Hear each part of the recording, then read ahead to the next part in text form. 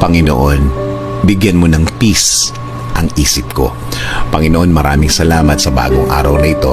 Alam po namin na andyan ka palagi at binibigyan mo kami ng guidance para mas maharap namin ng maayos ang araw na ito. Alam namin na hinding-hindi mo kami iiwan. Panginoon, kami na naman ay nasa gitna ng isang problema. Wala po ang kapayapaan ng pag-iisip sa amin. Wala po ang kapayapaan ng puso sa amin ngayon. Dulot ng problemang napakabigat na aming hinaharap ngayon, Lord.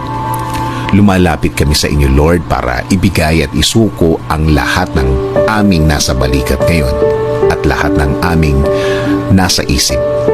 Ang lahat ng aming nasa harap ngayon na nagpapasikip ng aming puso at dahilan bakit nasira ang aming araw, Panginoon.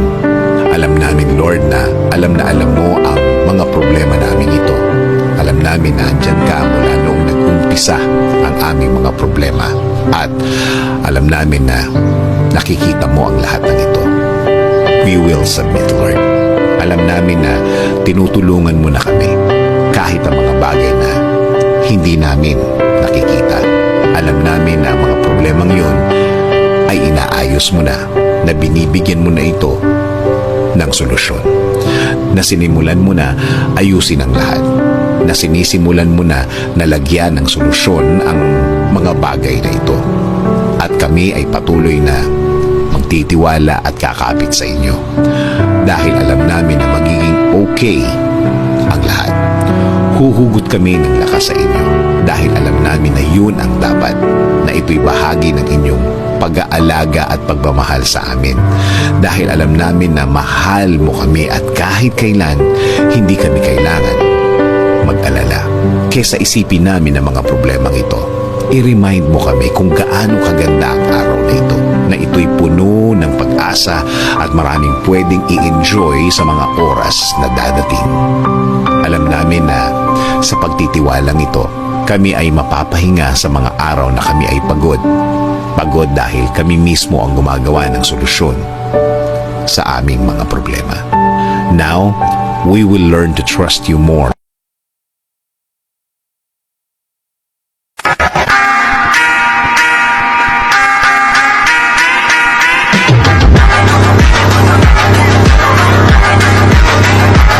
Na pong Jesus Nazareno, tuwing nakikita ka namin, amin ding napapaalalahanan ng aming sarili habang kami pumapasa ng aming krus. Nakikita ka naming nakatingala at bumabangon bagamat mabigat ang krus. Ito din ang amin ngayong ipinagdarasal.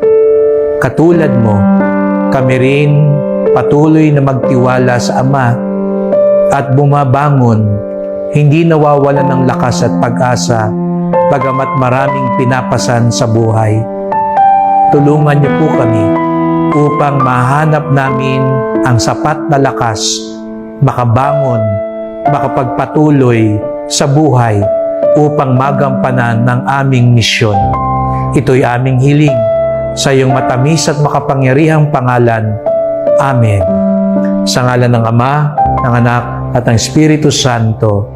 Amen.